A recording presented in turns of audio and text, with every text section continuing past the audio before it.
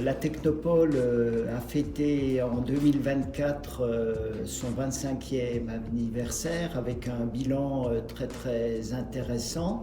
Et cerise sur le gâteau, en ce début de 2025 est paru un classement du très célèbre et très sérieux Financial Times qui classe les incubateurs européen, et dans ce classement européen, la Technopole est classée à la 58e place.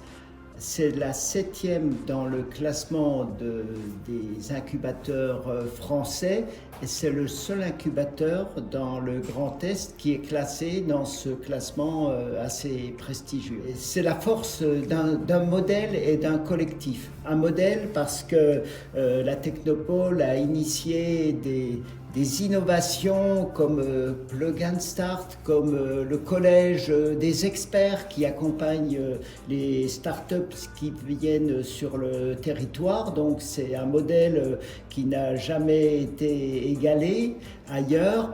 Et puis le collectif, parce que les acteurs du développement économique, les acteurs de la vie locale sont spontanément tous mobilisés dans cette belle œuvre, ce bel objectif de faire progresser des entreprises nouvelles qui s'implanteront sur le territoire, et en ce sens d'accroître la richesse collective de ce territoire. C'est devenu clairement un vecteur d'emploi. Le bilan des 25 ans montre qu'au moins 1600 emplois qui sont toujours effectifs ont été créés par l'initiative de la Technopole.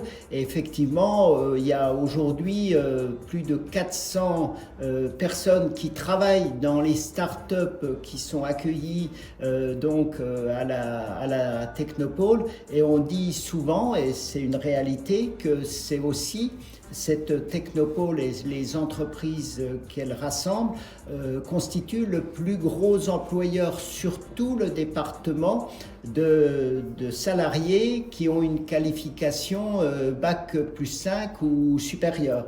Et c'est l'objectif que poursuivait Philippe Anneau à la création, c'était de faire monter en qualification la population et les salariés de ce territoire. Donc le challenge, qui était un challenge difficile, est réussi.